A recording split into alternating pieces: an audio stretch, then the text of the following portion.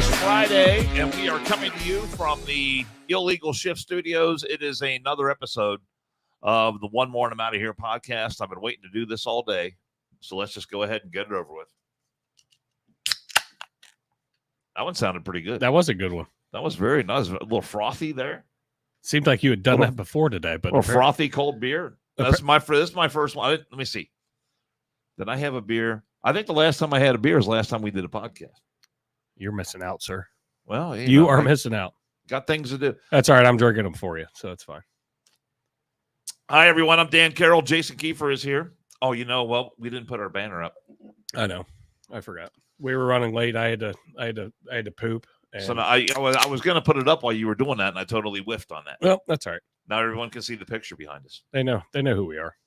I know. But we last time we were talking about the great picture that was concealed by the banner, and now everyone can see it. The juice is loose today. The juice is loose. better watch our back. Right. Why do I have a stabbing pain in my kidney area? If only they knew. But the legendary Sam Weish is right here. Great Bengals coach. Then you got Boomer Esiason, and in between them, O.J. Simpson. And that was the old Riverfront Stadium. Yeah. Back in the day. Thanks to my brother, Mark Carwish, who gave me that picture for the Illegal Shift Studio. I apologize for not putting the banner up. Yeah. My bad. And photographer Bill Rankin's the one who took that, and we had him on for an episode of the podcast. I mean, that's got to be, is that more than a year ago? Probably that we had him on. I actually just went through a bunch because I was trying to send I was trying to show one of the podcasts to some of Rob's nursing staff just so they could see how he interact on a normal baseline. And I pulled up the Hot Chip Challenge one where you read the midget letter, which is probably one of my all-time favorites. Between Rob doing the hot chip and then me reading the midget letter to you thinking you were going to get cancel cultured, but yeah. But that is actually a good idea because that was Herking's normal behavior, and there's ample evidence of how he was in a normal situation. Yeah, and so they have something to draw upon now. Yeah, so it was good, and everybody that all the nursing staff and docs, they found it amusing. I was like, well, it's amusing for a second, but I'll give a quick update. I saw him this morning, was doing exceptionally well comparatively where we were 2.5, 3 weeks ago. He's cognitive, trying to speak. It's his speech is still a little bit garbled, but he got a whole lot of things out off his chest. I got about 3 of these today. So I knew he was in there. That's pretty good. I asked him what my name was, and he said dickhead. I'm like, well, Rob's there. In the ballpark? Yeah. So yeah, we're making, the small baby wins as I keep saying, but we're slowly getting there. Long road to go still, but way better than where we were. All right. Well, so we're gonna see him again tomorrow morning. So hopefully it'll be a lot different than the last time you saw him. So it's good. It was very, very encouraging today. So that's good. Cheers to Rob, and keep working. He doesn't like the fact that they're working his ass off. He doesn't like it at all. But I'm like, well, you got to put the work in if you want to get out of here. Damn straight. So I'm glad that at least I have the weekend to look forward to. I got word today that the golf course where I play my regular weekend game is flooded. Which I figured it would be. So there's no golf for me this weekend, which I was really looking forward to that because I spent the last couple of days working on my taxes. Oh, Erin's in the Facebook chat. She said he ain't saying shit for me tonight. Damn it, Rob. I don't know if that's by design, Erin. I'm not positive. I'll see what I can get out of him tomorrow. And she just put stubborn. Well, good for her. We love you, Erin. We got you. Yes, we do. We got you back, and well, hopefully we can coordinate times in the morning where she's down there when we go down. But I'll get with that tonight. All right. But the last couple of days has been like the government said, Dan, just put your head back. put your head back and hold your mouth open. And then you might want to hold your nose because we're just going to take a giant dump down your throat. That's what it's been like for me doing taxes the last. I was just going to say, you do your taxes? Did you? I did. I got them. I got them done, but it was a major pain in the ass. You need to go to my guy, man. My guy gets me money back every year. I don't know. That's good. I don't know if it's completely legal, but he gets me money back. Well, but there's somebody else's signature on that paperwork too. So I think I might have to break down and do that because he's very good. I'm telling you, he's very good. Yeah. I know people that because I just got shat upon. Shat upon. I mean, I know a lot of others that do their own tax. I just don't want to deal with it, to be honest with you. It's easier for me to just. I'm in there. We have a good time. We're talking. We're bullshitting. He's like, "Oh, hold on. Click, click, click. Oh, I don't like the way that looks. Hold on. Let me see what I can do here." He's like, "Oh, I like that number much better." I'm like, "Yeah, you know what? So do I." Ring it up. Send it in. We're good. Good man. So I will put you in contact. I think I'm going to have to finally give it and do that because it was brutal this year. I'm sorry if you guys are seeing like a lag on our internet. I don't know what the hell's going on. The other day on last call it was fine. Today it's messed up. I don't know. So hopefully by the time you get 3 or 4 beers in, it won't matter. Right. Hopefully it's not too distracting. But Dano, happy Friday though. It's Friday. I'm glad it's Friday. What was the earthquake in New Jersey today? 4.8. Was that it? That was one of our stories I pulled up. I can't remember. 4.8 something. 4.8 magnitude. New York City shakes as 4.8 magnitude earthquake hits U.S. Northeast. I kind of wish it would have just swallowed New York City. It wouldn't be the worst thing that could happen. I mean, to be honest with you. And, I titled the show, Dan and I hadn't really had a whole bunch of time to talk and converse about topics, so we just kind of were flying by the seat of our pants, but I found some things. But, we've got the solar eclipse coming Monday. We had, I think, a 7.8 one in Taiwan. That was a big one. Yeah, I believe that was a 7.8 or something like that. It was see all the buildings and shit that fell over? 7.2, I'm sorry. I stand corrected. So you have these earthquakes right ahead of this eclipse. And we talked about this on last call, but you got Lizzo quitting music, but not really quitting music. Is it the end of the world, Dan? Can you name a Lizzo song? I can hear it in my head, and it makes my ears bleed, but I cannot name a title. And look, I don't want to cast any aspersions upon Lizzo. But I don't know. I'm not familiar with any Lizzo. It's all terrible music. It's all terrible, and the same goes for Taylor Swift. No, I'm not with it. Are you trying to get me on a Swiftie tirade? No, because that's not at all. That's also the end of the world as well.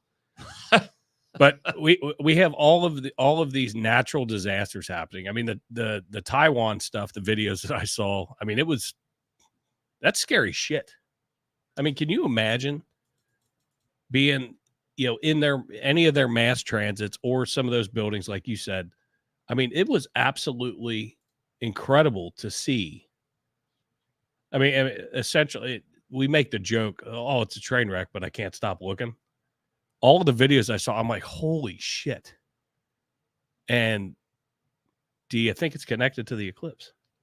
That's my question. I don't know. It does. I don't know that an eclipse does anything to, change the gravitational pull on the planet. I don't know that it. I don't know that it does anything to. Does it have anything to do with your tax issue? Is this why all this bad shit's happening? Maybe. there was some cursing going on. I'm sure there was. I'm surprised I didn't hear it from my house while you were doing it. Settle down, Jill. It's just Dan doing his taxes. We got smoked with storms here, 2 days ago? I mean, really, really bad storm. Did you have to go on any runs? Did you have to I've been off. Respond? I've been off work. Really? Yeah. Easter was the last day I worked. But no, I was thinking about that because I know, and look, whenever anything like this happens where first responders are called into action, I think about you because if something like that happened around here, you would be on the scene of something like that, trying to rescue people and, mitigating injuries and I like it when it doing storms. a little triage and stuff like that. I like it when it storms when I'm not at work. If I had my druthers and could pick, that's when I wanted to storm. Because yes, it's a pain in the ass. Because nobody knows what to do, which is fair. I don't know. I think I'd rather already be at work instead of dreading that phone call that says, "Hey, we need you to come in." Well, I'm not going in. I don't go in unless I'm on duty.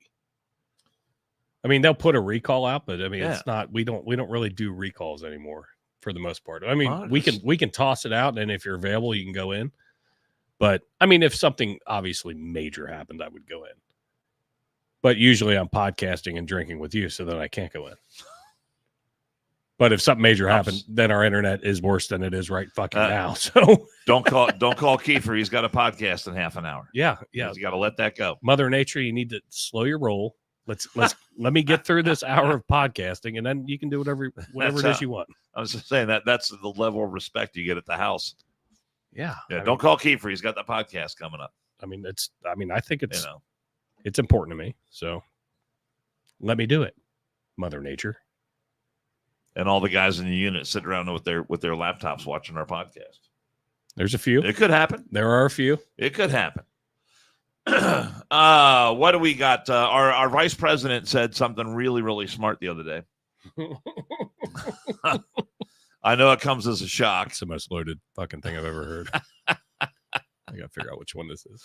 Oh, my God. It's the one I just sent you a little while ago. So she is she's on a tour of the country, a tour that I call the all abortion all the time tour. Because she's the Democrats are so behind the curve and so behind the eight ball when it comes to issues. The only issue where they poll favorably above Republicans is on the issue of abortion. And so she goes around making a big deal about Roe v. Wade being overturned and how Trump, supports life and all the rest of it. And all it is an attempt to solidify the base. And she's talking all abortion all the time. So she's making all these different stops, all these different places around the country. And she was in North Carolina. Let me see if I got this right here. Charlotte, North Carolina. Had an event there. A local reporter named Tim Boyum has a chance. And this happens when the president or the vice president are on their campaign tour. They will invite 3 or 4 local reporters, so they cover all the stations in town, to have maybe 10 or 12 minutes with the president or the vice president. And so normally and this is what this looks like to me. They're standing behind the scenes, just off stage somewhere. The reporter steps up. The camera positions are already set up. They get a chance to ask 3 or 4 questions, and then they move on. And then the next reporter comes in. So they just they sit there and bat out a bunch of interviews. Yeah, like a round robin. And they pretend as if they're giving a nod to the local stations, like, "Hey, I'm the president of the United States, and I'm going to talk with your local reporter." Because there's some political consultants out there who think that scores big points with voters. So this guy is a local reporter, Spectrum News in Charlotte. And I don't know how they got on this subject, but Kamala Harris starts talking about women's basketball. And I just saw the headline before we got started here. It says, Kamala Harris mocked for mistakenly insisting NCAA women's basketball teams weren't allowed to have brackets until 2022. 2 years ago. Roll that cut. I love your build up. Do you know? Okay, a bit of a history lesson. Listen to how confident she is too. The women's teams were not allowed to have brackets until 2022. Think about that. And what that talk about progress, better late than never, but progress. And what that has done, because of course, when, I had a bracket, it's not broken completely, but I won't talk about my bracket. But you know what? Just how we love March Madness, and even just now allowing the women to have brackets, and what that does to encourage people to talk more about the women's teams, to watch them. Now they're being covered, and this is the reality. People used to say, "Oh, women's sports, who's interested?" Well, if you can't see it, you won't be. But when you see it, you realize, oh, do you know? Okay. Oh. Do you have a copy? Are you looking at a copy of her bracket right now? What a complete moron. Is what and she's actually saying that, look, I don't know how long the women's NCAA tournament has been around, but it's been around a hell of a lot longer than 2022. Barack Obama, when he was president, used to fill out, and ESPN would make a 30-minute show out of it, of Barack Obama doing his bracket. So he would do his bracket for the men's tournament. I remember that. And then the women reporters would come in, and then he would do one for the women's tournament too. And he'd sign his name on it, Barack Obama. They'd auction it off later for charity or something like that. And they put up a picture, $25 million fundraiser. Why there's a NYPD cop funeral going on down the street. Yeah, but I think Obama was president before 2022. And her husband. I don't even have to Google that. I know her husband, Doug Emhoff, sent out a tweet, and I don't know why he did this, of Kamala Harris's one of her brackets from the past, and right on the front it says 2021 NCAA Division I Women's Basketball Championship. I should have sent you this picture, but here's the picture right here. 2021. She said they couldn't do it until 2022. What did they do before 2022? Just put all the teams on a giant wheel and spin it around and see who plays who? Well, it's called a randomizer. You do it online. You do a randomizer. Well, that was that's on the Guy Fieri show. The cooking championship. T-Vogues, I will definitely heed this warning from you. He said, please limit the Kamala clips to less than 15 seconds. You almost lost me. You almost lost me. Brutal. I agree, but this is the shit that he sends me, so I have to appease Dan. But I mean, she is just getting smashed. She is just getting hammered on social media, and she deserves it. It's the way she talks, though, too. Like, even just take her politics aside, whatever. It's the way she fucking speaks. Oh, for me personally, it drives me crazy because she talks to everybody like they're fucking stupid, and I can't stand it. Did you realize that the sun rises in the east and it sets in the west? And if you don't see it, you don't know that. You fucking clown show. You're a fucking clown show. Sorry. Ran over. Well, but she's trying to take backdoor credit for, our administration is so progressive. Our administration is so women forward. All these women basketball players get to have brackets now, and then they get a free abortion after the tournament. So that's fucking great. I mean, what more to politics is there than brackets and abortions? And I'm sure she managed to work that into her speech somehow. Oh my God, that was. But listen to she was. You occasionally come up with some good ones. She was so sure of what she was saying. Here's a little history lesson for you. Did you know they couldn't have brackets until 2022? Did you know that? What a moron! Did you know that Stevie Wonder couldn't see? I'm not sure if you're aware of that. Yeah, fucking idiot. I'm glad you said that to me, though, because and obviously it's very pertinent right now, with the whole Caitlin Clark and, how big. Actually, the women's NCAA is getting more, it's more exciting than it is watching the men's. So it's very pertinent. I'm glad you said it, but she is an utter moron. And we have said that time and time again. And as I've said before, she is the best insurance policy that Joe Biden has against impeachment. because you get rid of Joe Biden, guess who becomes president? Yep. Kamala effing Harris. Yep. What a clown show. What an absolute joke she is. I mean, it's almost as bad. I don't know how she survived after she went to South Korea and gave a speech in South Korea talking about our long and prosperous relationship with North Korea. You remember that one? Yeah. Yeah.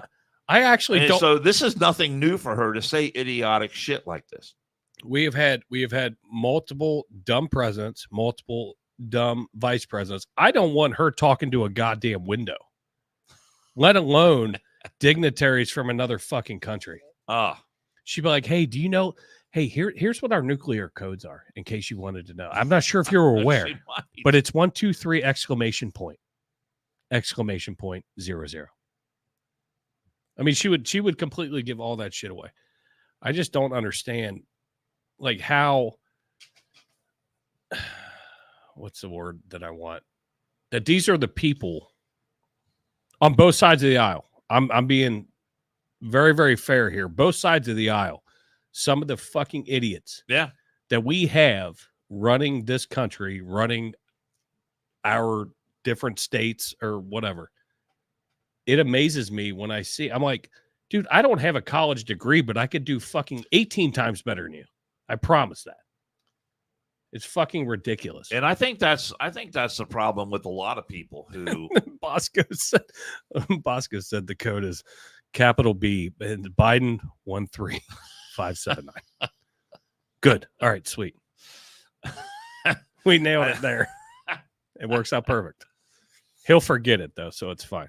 But that is, and I have talked about this many times on my radio show, is one of the issues that I see, that you get these people who get into elective office, or in the case of Pete Buttigieg, who said the other day that he was talking about EVs. And I don't know if you've seen the headlines lately about electric vehicles, but Ford is cutting back production. Tesla can't move. They've got a backlog of over 100,000 vehicles. They can't move. What's the other one? Rivian, that makes the pickup trucks. Yeah, they've had to cut way back. Those things are weird looking. Electric vehicles are piling up on lots all over the place. I mean, they just can't. The market is pretty much saturated. Everyone that wants an EV has pretty much bought one at this point. But there's a couple of states that are going to fucking mandate it, right? And I don't understand how you're going to do that, because you still need the fossil fuels to fucking charge. Sure, you do, to power the generators to charge those pieces. Well, you're not going to build an EV unless you have fossil fuels. Right. I mean, how many of these plants have giant windmills outside that, oh, there you go, and you're going to build all the EVs you want as long as the wind is blowing. Right. Hey guys, you don't have to come into work because we've only got about 1 mile an hour. But right? I saw an interview with the former head of General Motors, not General Motors, but Chrysler, whose name escapes me right now. And he was on Fox News. He was being interviewed, and he was talking about, he said the word he used, that the Biden administration is trying to do this, force everyone to have EVs through revolution instead of evolution. So it's not happening in its natural cycle. It's not happening because it's market driven. It's not happening because this is what the majority of the American people demand. There is right now, it's no more than a niche desire by people who want to have an electric vehicle. And the vast majority of those people have a gasoline powered car, what they call an ICE engine, internal combustion engine, as a backup in case they really, really need to go somewhere on a moment's notice, and you got to drive across the country, or you got to drive 4 or 5 states away, whatever the case may be. You're not going to jump in your electric vehicle and do that. You're going to take your gasoline powered car. And Pete Buttigieg is sitting there acting like, oh, well, we've sold more electric vehicles this year than we did last year, and it's coming. And he talks about I'm reminded of the early 2000s when people thought we were going to have landlines, and we moved on from that. And they're so arrogant, they're so condescending. But my original point is that just because these people get into these positions, because they manage to get elected, like AOC getting elected to Congress, or someone becomes a senator or a state rep, it doesn't mean that they're smarter than you. It doesn't mean that they know more than you do. It only means is that they manage to get elected. And so there's far too many people who look at, well, Congressman so-and-so said this, so that means it's really important, or it's true, or, that is really the thing that we have to do, because after all, they're in Congress. They're better or smarter than I am. Well, no, they're not. Right. The vast majority of these people, and this lesson became clear to me when my regular beat was, when I was at Fox 19, my regular beat was City Hall. And I had to deal with these people who were council members in Cincinnati, and every single day in and day out. And I had to go into their offices, and I had to talk to them, and I had to do background with them. And I'm thinking, they might have had a couple of staff members that had some common sense, or were on the ball. But some of these people who got elected to council, in city council, were just idiots. Yeah. Just complete idiots. And it goes all the way up the chain, all the way to Washington, D.C. So just because someone has elective office and they have a title behind their name doesn't mean that they're any smarter or they know more than you do. And I think there's still a lot of people in this country that need convincing of that. Well, and I've been hitting the chats a little bit with our boy Cincy 513. 513. He says This beer is cold. He said makes sense. A club you can literally buy a membership to. Perfect place for a top secret shit, because he said that the launch codes were in a bathroom in Mar-a-Lago. I said I'd much rather have them there than anywhere else. But if those launch codes were in a bathroom in Mar-a-Lago, they were no good anymore. It's facetious, Dan. But all right. But I'm hitting. Do you not think, because he's talking about how you can pay to be a member at Mar-a-Lago, this club and whatever. Every one of our politicians pay to be a part of these quote unquote elite clubs. They have a former congressman club that's like $25,000 a year. You have, these different social groups, these social rooms that these guys go to, and our tax money pays for that, which is, I mean, I'm going to say, which is fine if you're doing the fucking work while you're in there, while you're doing your networking, you're going to, the Senate floor, the, Congress floor, you're doing your job. But they all do it, every one of them. And again, I'm being fair, both sides. They all belong to these fucking elite clubs and pay our money to belong there and go smoke cigars and drink good bourbon, or whatever it is that they fucking drink. Or they go to the fucking Bohemian Club or Bohemian Grove in California and have fucking orgies and shit. Whatever it is, the fuck they do. Is that where the Bohemian Grove is? Yeah, California? In California. Got any video? Super secret. Well, how do you know about it if it's super secret? Well, I mean, it's online. You can see it, but you can't get in there. You and I definitely can't get in there. Now, we could try to crawl through the woods, but apparently security is very, very tight from what I've heard. And I don't want to know actually half the shit that goes on there. I don't know. I don't want to. It's just like Epstein's Island. It's the same thing. Oh, that's great.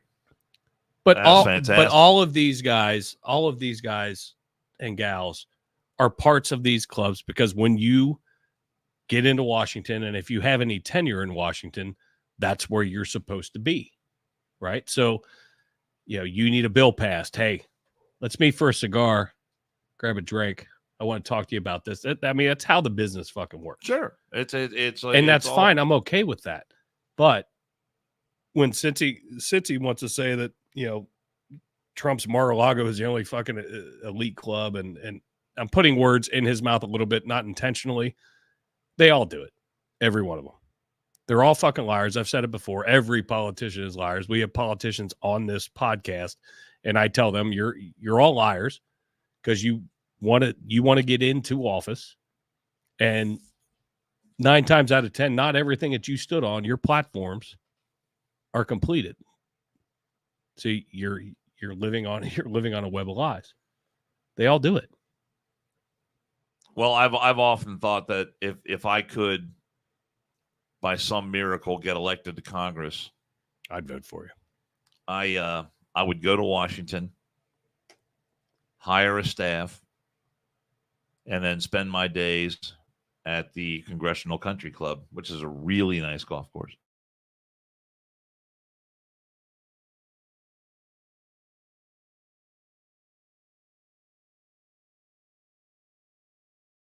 Skip my committee meetings. Now we're back.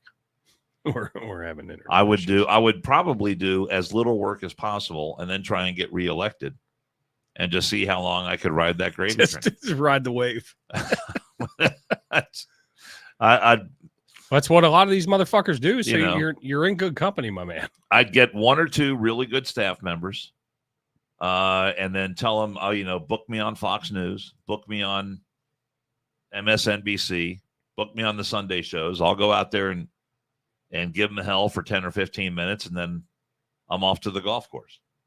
So you create the illusion that you're actually doing stuff while you're pretty much on permanent vacation. I wouldn't try to hide it either. I say, yeah, I was playing golf. What are you going to do about it? I mean, and again, all the presidents, they take their vacations, but I mean, it was really prevalent with Obama, how many times he went to Hawaii. Like there was like a Hawaii count, that they would keep, just tally another one. Again, they all do it.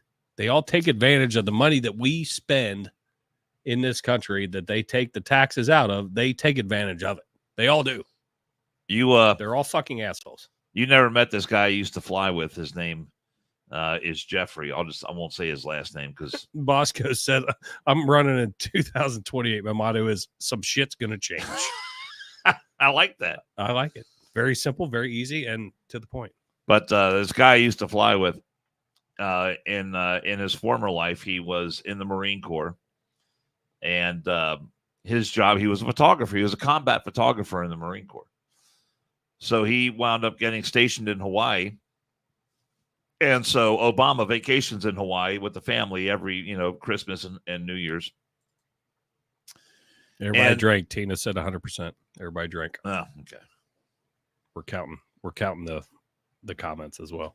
So he hated Obama. He just hated Obama. The other thing he hated was that when Obama was on vacation over Christmas or New Year's, he would always visit one of the military bases on the islands. And so the base he was stationed at in Hawaii at that time, Obama decides to pick a Sunday afternoon to come for a little quick visit, little photo op with the troops. Oh, I remember this Right. story. I remember you telling me this. Going to serve some, some turkey and little holiday dinner. So what that meant was that everyone had to be there. If you were on vacation, if you had a day off, right, weekend time off in Hawaii, I would say there's probably a lot of fun things you can do. But no, you got to be at the base because the president's going to be there. So he's pissed. He's hot as a match. But it just so happens that the job fell to him to be the photographer that day. So Obama's going to show up in the mess hall and then have all the troops gather around, get a picture, right? So he can pretend as if he gave a shit about them for Christmas and New Year's. So he was so pissed that he had to be there that day. He said he was going to take out his revenge. That a girl silly. And so this is how he got his revenge. Yeah, he's going to take a group photo. He had a little step ladder, and he gets up on it. He's in position, gets up on his step ladder. Was he a little person? No, but I mean, you get elevated so you can get a better picture of the whole group. Okay, because you have an issue with little people. I just wanted to make sure. I was curious. And and of course the Secret Service is watching him like a fucking hawk, right? So yeah, everyone's over there. Here comes the president. He stands in line, and he getting ready to take the picture. He looks up. He says, "Mr. President, could you just take a step and a half of that this way, please?" Sure, no problem. Okay, that's great. You know what? Right, my bad. Just step back if you would, sir. No problem. So, so then he goes ahead and takes a picture. But he said that was, even though it was, and a secret, no one noticed what he was doing, but he had his chance to stick it to Obama by making. He said, "I made the president dance." You're gonna listen to I told him to move this way, he moved. I told him to move back the other way, he moved. Right there. Perfect. Thank you, sir. Was that Wedding Singer? I have the microphone. You're gonna listen to everything I have to say.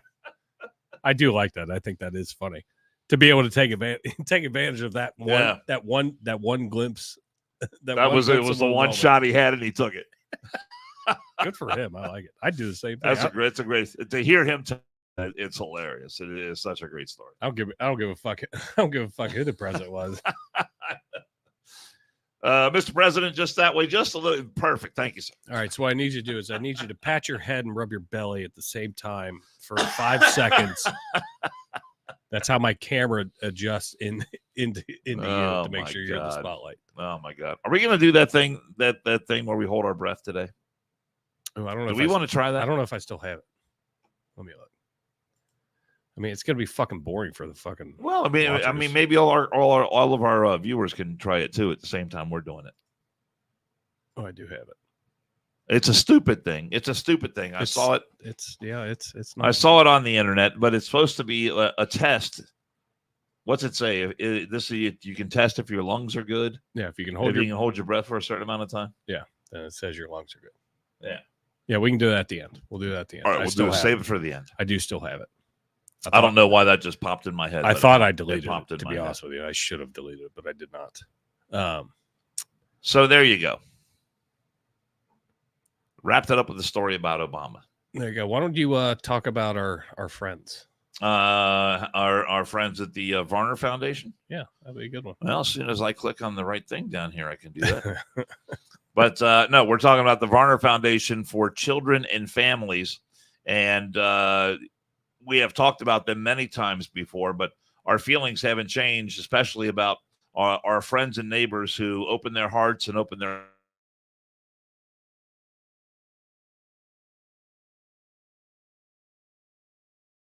of our friends and neighbors. But doing that as a foster family can be quite a financial strain. And the truth of the matter is that more than half the families who get involved in foster care, they quit doing it after 1 year because it can be such a financial strain. And that is where the Varner Foundation comes in, a 501c3 nonprofit. The Varner Foundation enables foster care agencies to help out in a hurry. Let's say you need a car repair. Let's say someone needs a new bed, a new pair of shoes, something simple like that, something unexpected that pops up. The Varner Foundation can help out, and many times it is simply one phone call that gets the job done. And the great thing about the Varner Foundation, Dan Varner has talked about this many times, is that 100% of the money, got to take a drink. Everybody take a drink. Goes to the mission. Every penny they get goes to the mission. They don't take a dime for office, for overhead, salaries, anything like that. So if you're looking for a place to maybe donate a few dollars, you can't do better than our friends at the Varner Foundation for Children and Families. And you can look them up online at varnerfoundation.org. That's varnerfoundation.org. Nicely done. Thank Nicely done. I do what I can. So I'm gonna segue into all the great work that they do for these unfortunate children that don't have families or whatever, and all these great people that jump on board and bring these kids in. I'm gonna bring up Mom of the Year. This is Mother of the Year. Mom of the Year. This is Mother of the Year. We love you, Mom. I miss my mom, but yeah, she was way fucking better than this fucking whore. It was, again, facetious Dan. This is a story I don't know about. This is the first time I'm going to hear this one. I got to get the headline. All right. Alabama mom arrested after 2 kilos of cocaine found in a 3-year-old's backpack. Oopsie. I said in the description, it gives new definition to drug mule. You have a 3-year-old as a drug mule. This lady, sorry, I got a new mouse, so I'm still learning. So can before you move on, can I ask a question? Absolutely. When we say 2 kilos, that's 2 kilograms weight wise of cocaine. In a little that's the metric system. In a little Nike backpack. 2 kilos, in my mind, I'm thinking is the equivalent of, I don't know, 15, 16 pounds. I don't know. I mean, it's 2 fucking bricks. It's 2 bricks that you see on all the movies. It's 2 bricks. I'm not good with converting metric, into our system. It's heavy for a 3-year-old to be fucking carrying, and he shouldn't be a drug mule. That's what I'm saying. First and foremost. Just the weight alone is an abuse, if you ask me. A 35-year-old Alabama woman was arrested after local sheriff's deputies found large amounts of cocaine during a search warrant, including thousands of dollars worth of illicit narcotics in the backpack of a 3-year-old child. Mobile County Sheriff's Office received information from the source about the copious amounts of cocaine at a home, the department said in a news release. So they ended up, and I'll paraphrase a little bit, they ended up, setting up a surveillance team, and then they pulled her over on a traffic stop after she left the house after they'd already been watching. Okay, here it is. 2 kilograms, and I was off base a little bit. 2 kilograms equals 4.40925, so almost 4.5 pounds. Still too big for a 3-year-old. For a 3-year-old to be absolutely carrying in a backpack. Absolutely. I saw this and lost my fucking mind. So the investigators followed the woman in a marked vehicle, subsequently conducted a traffic stop. During the stops, they found 1.5 kilograms of cocaine, a small amount of marijuana, and a handgun in the woman's vehicle. The discovery of the drugs in the woman's vehicle prompted the sheriff's office to conduct a search warrant at the home. At the home, she also had other minor children. Now, the way the news churched it up, it was, oh my God, there's all these kids there. There was a 15-year-old who could potentially be babysitting, which is fine. I get that. But they found more drugs and more guns and shit at her house. I hate this website, by the way. But in addition to drugs found on the child, the deputies found another kilogram of cocaine and 2 more handguns inside a black backpack, the department said. 4 minor children were in the home. 3, 8, 10, and 15 were the ages. The cocaine and handguns were accessible to the minor children at the time. That's fantastic. So, I mean, if that 3-year-old wanted to go sell that shit, he could leave mom had he had the wherewithal. But that poor kid having to carry all that shit for his stupid ass fucking mom. What an idiot. So she gets my vote for Mom of the Year this year. We'll have more, I'm sure. But I saw that and I'm like, how in the hell can you as a norm, and obviously she's not a normal human being. She's actually a complete and utter piece of shit. Put all this shit in the backpack and say, hey, here you go, buddy. I need you to carry this for mommy. We're getting ready to go to Dollar General to use our EBT card to go buy cigarettes and Mountain Dew, and then we're going to go home. But you have to carry this because we have a stop to make. I mean, I was appalled when I saw it. I was like, what the fuck are you doing? I had a caller to my radio show last night, and we had locally, we had an incident at Smale Park over the weekend. Oh, yeah. And there's just essentially a bunch of teenagers running wild down there. And the caller was saying, well, where are their parents? Where are the ones who are responsible for them? Good work, folks. Why can't we find out who those parents are and make their names public? And I said, you know what? It wouldn't matter, because these people, and I don't like using the term parents for, like this woman here. I don't like using the term mom for her, because that implies that as a mom, you have some sort of responsibility. You have some sense of motherhood. You have some sense of being a caring individual. But there's no way to shame these people into doing the right thing. There's just, because they have no shame. You can't make them, you can't financially coerce them into being good people because they don't have any money, or if they do have money, they hide it, and they're gaming the system anyway. Yeah. So it's just a fact of life, as grotesque as it is, that you have so many. There just simply are people who should not have kids. Vogue says $30,000 a key, roughly. That's a good start for a 3-year-old. Yeah. I completely agree. He should have just taken that shit and fucked his mom over and ran. I mean, it's ridiculous. He could have found a new parent. Yeah, they would have taken him in. And then since he said Coke's more expensive now, thanks Biden. So I responded. I said, "Well, it tastes worse, but it smells better." Now, can I ask you a question? Yeah, absolutely. So at the beginning of our podcast, we were talking about the picture that's right here behind us. Mm-hmm. At the beginning of the podcast, you couldn't see Sam Weish's head, you couldn't see Boomer's head, and you couldn't see OJ's head. I disagree. Maybe my screen was messed up. Your screen was fucked up. Yeah, is that what it was? That's what it was. You're getting used because I'm looking at I was away from it, looking at something else. Now I'm back to it. I'm like, oh, I can see all their heads now. This is called technology, Dan. I know, but it's rough for you. I thought the top of the picture was cutting off their heads a little bit. No. All right, my bad. Move on. Dude, I was just a little aside there. See, what I love about doing this podcast with you is you don't even realize that you're doing it, but you tee it up every time.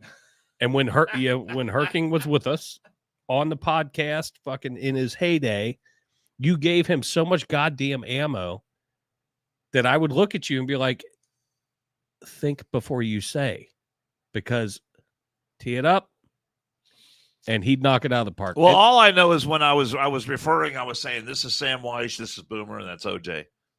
I was like, I can't see. I made a mental note in my mind. I couldn't see the top of their heads. I have the command center here. I know. You were just scrolling on your computer. But I'm just thinking, if my computer was set up like this. That's exactly what it was. Maybe that's what it was. In fairness, I will give you some leeway because I'm still getting, but you got a new mouse. So it does work. It's very temperamental. I know. But it's a good mouse, though. But I'll give you a little bit of grace there. Jesus Christ, you make it so easy. Hey, I'm gonna do this day in history real quick. Oh, we haven't done that in a while. I know. So I pulled that up. No, this isn't one of my beers. No, here, but you can keep it out. Okay. It's fine. I'll drink it. It's Friday. We're allowed to do that. All right, so let me. Friday.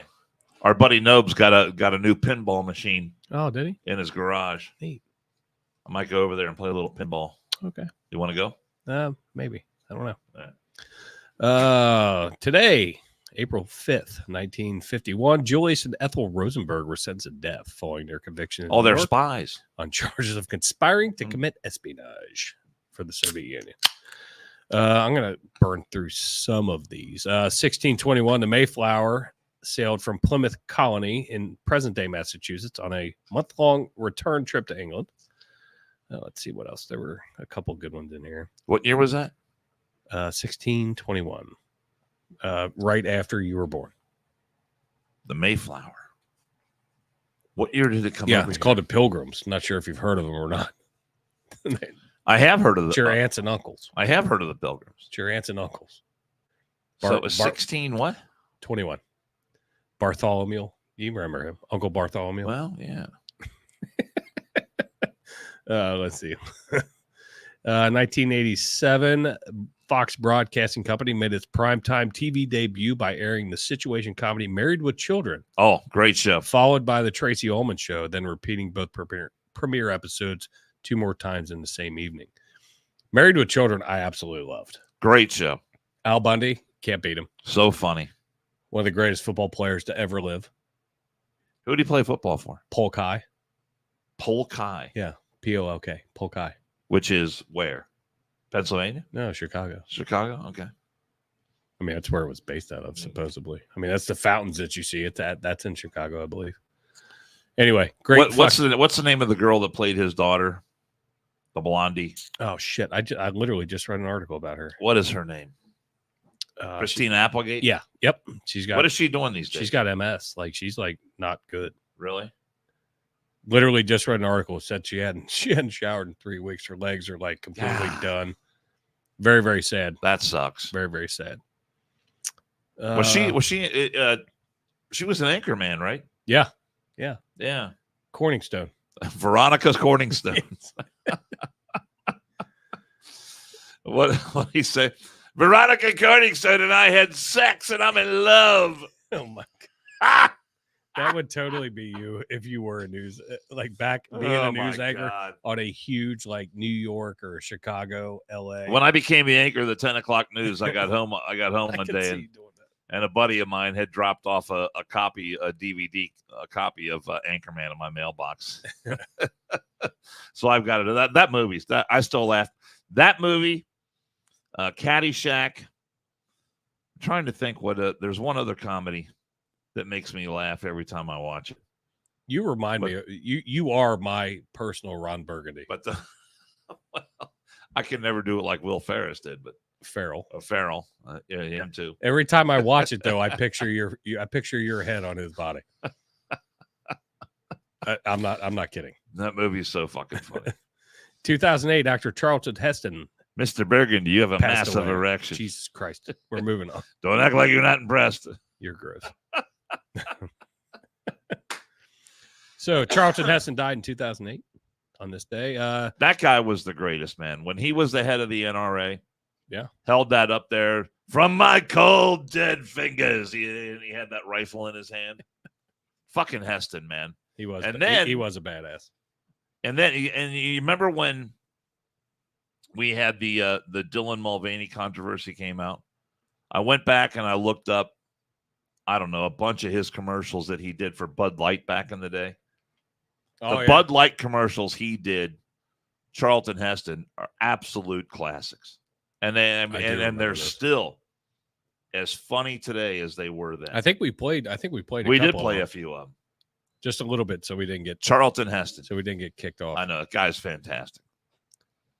I forgot about this. I mean, I remember it, but I forgot about it and realized 2010 explosion at the Upper Big Branch mine in Charleston, West Virginia, killed 29 miners.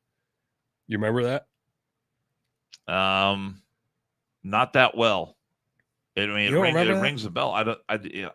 I'm trying to recall that in my mind's eye, but I'm just not seeing it. God, I remember that. 2016. Did that release like a bunch of sludge downstream and stuff like that, and ruin that part of fish? That part I don't remember. Okay. It said a televised rescue. 115 Chinese coal miners were freed after spending 8 days trapped in a flooded mine, surviving an accident. I remember that they had to lower a penis-shaped capsule down there for those guys to get in one by one, and they brought them back up. Yeah. 2016, UConn won an unprecedented 4th straight women's national championship. I wonder if they had brackets back 2016. Then. Which I thought it's very fitting. According to Kamala Harris in 2016, they just did luck of the draw for the tournament. Right. It was a round robin. 2018, in his first public comments about Stormy Daniels, President Donald Trump said he didn't know about the $130,000 payment his personal attorney, Michael Cohen, had made to the porn actress who alleged she had an affair with Trump. I don't know if you've checked her body of work, but it's pretty decent, actually. Not sure if you've checked it out or not. Better than our friend Sarah James? Sarah J. Jesus Christ. It's not James, it's J. Sarah J. Are you having a stroke? I'm just not that familiar with porn stars. That's all. Well, being a podcaster, I have to investigate the bodies of work of the people that we're talking about. So just doing my due diligence. Well, you dial up some Stormy Daniels over there and I'll take a look at it. I'm not going to do that. Okay. Not going to do that because that will definitely get us kicked off. Well, I'm just saying, maybe when we get off the air. No, Okay, I'm not doing that with you either because that just makes it even more weird. It does sound a little weird. In 2021, Minneapolis. Can we erase that part for the podcast? The Minneapolis. Well, if we did any editing, yes, but we don't. We let it roll.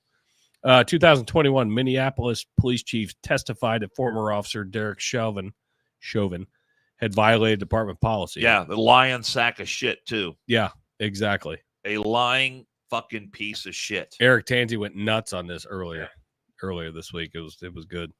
And then in 2023, Do you know? And I know we talked about this. God, I was when almost done. the documentary came out.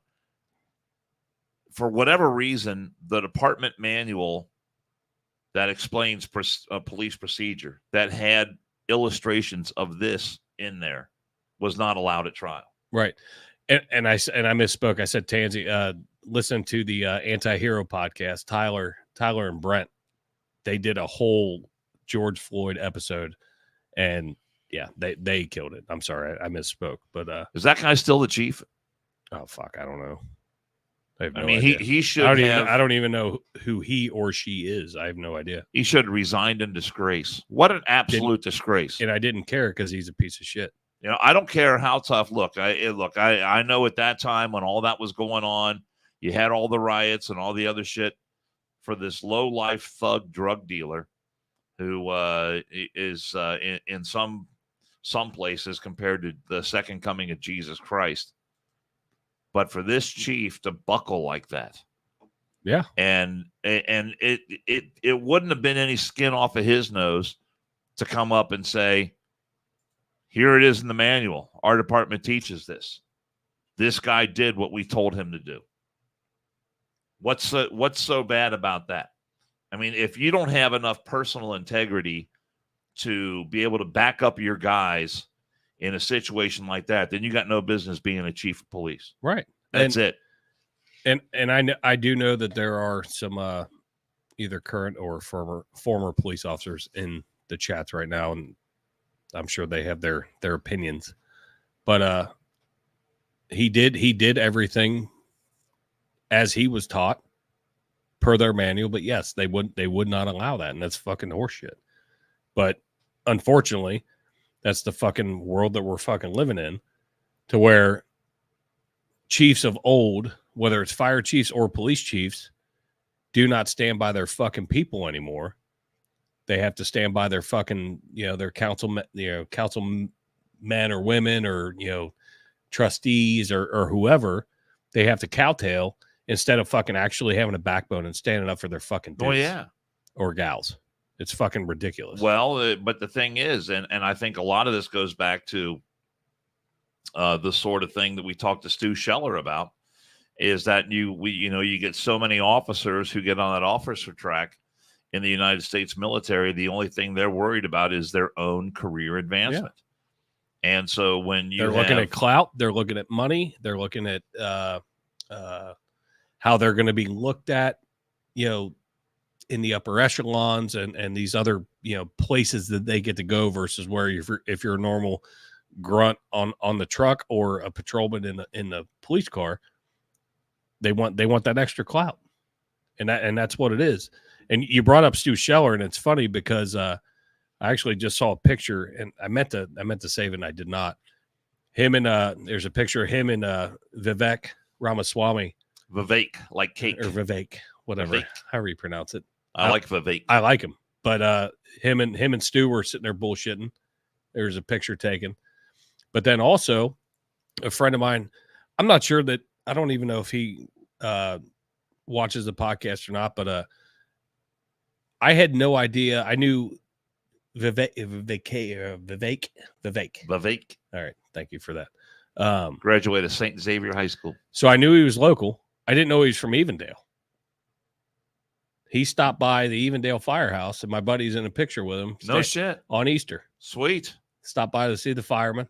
That's cool. I thought that was cool as shit. I mean, I knew he was local. I just didn't know where. Yeah. Right? Yeah, Evendale. How about that? Pretty cool. Smart guy. What a fucking genius. I mean, the guy made his first $1 million before he got out of college.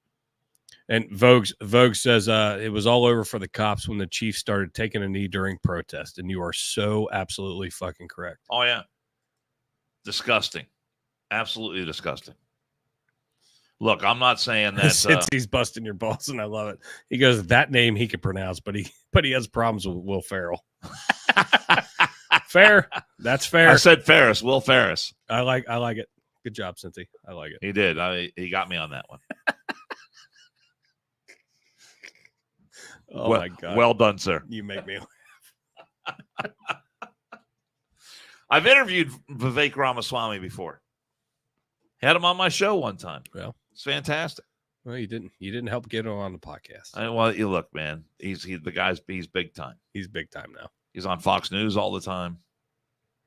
He's working with Trump now. We're a bunch of losers. I wonder if Trump gets elected, Vivek's going to be in his cabinet somewhere. Oh, he's going to have to be. What would be a good position for him? I mean, he could like be, the head of the Fed. He could be White House economic advisor. I want to be in Trump. I want to be in Trump's cabinet, but I want to be in charge of ordering the toilet paper.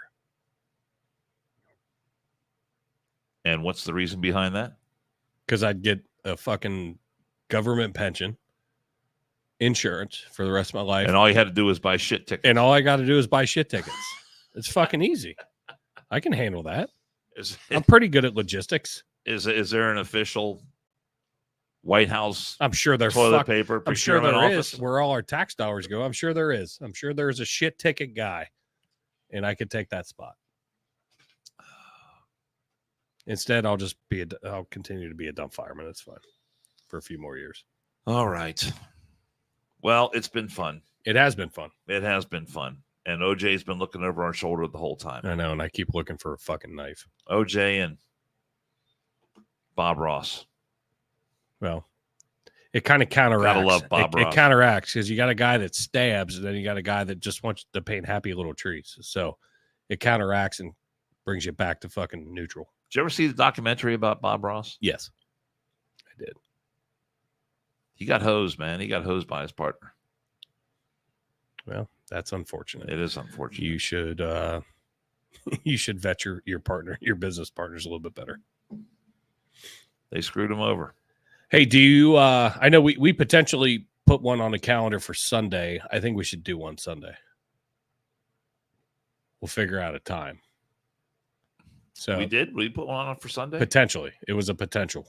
Okay. Penciled in.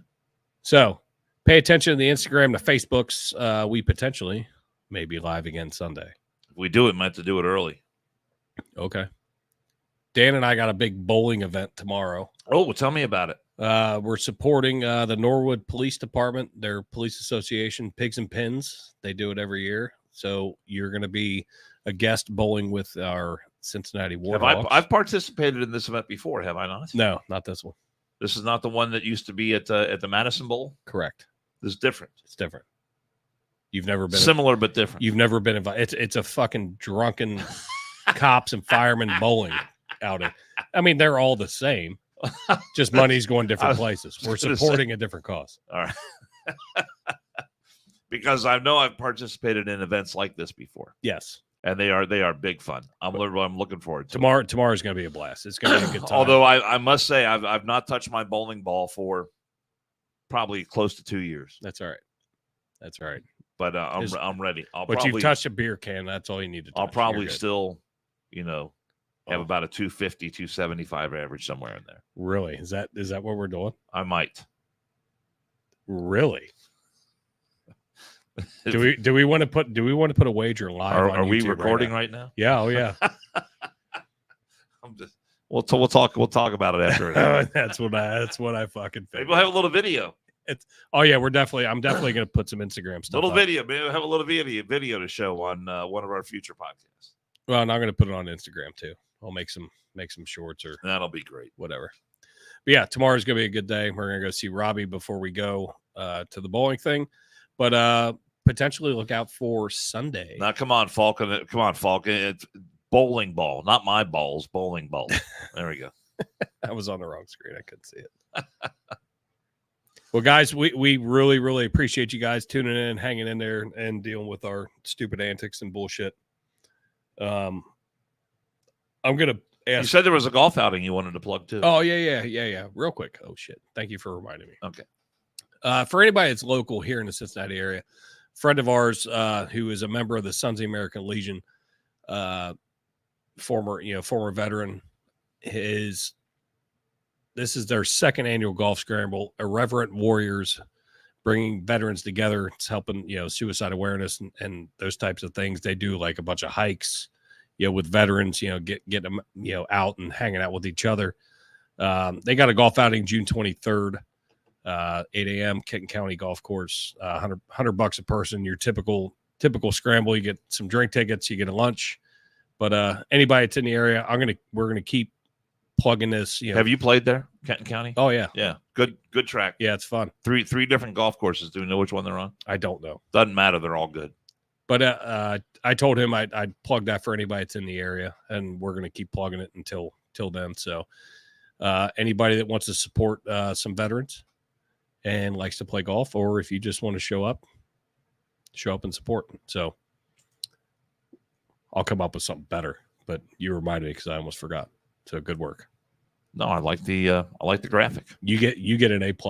You get an A+ for reminding me. I do what I can. Good for you. I do what I can. But Dan, I'm going to ask you a question, and it's not the questions you're used to getting asked. Okay. But out of 3 games tomorrow, how many games do you think you're going to beat me? Somewhere between 0 and 3. No, make a fucking number, you clown. I want this documented. All right, I'll at least beat you 1 game. You've been bowling on a regular. You've already. I haven't bowled. I haven't touched my bowl. Your bowling season hasn't started already. I haven't bowled in that league for 2 years. I haven't touched my bowling ball either. Are you serious? Yeah, no, I'm serious. We're both coming in cold. It is an even playing field. I'll say the over is 1.5. All right. We will keep you posted, and we will let you know on Sunday how his over 1.5 goes. I don't think it's going to fare well for you. I'm going to beat you at least 1 game. At least 1. All right. We'll see. We'll see. Stay tuned. We'll see you Sunday. Thanks, guys. Appreciate all of you. Hit the like button. Hit the like button, subscribe, download, review, share with a friend.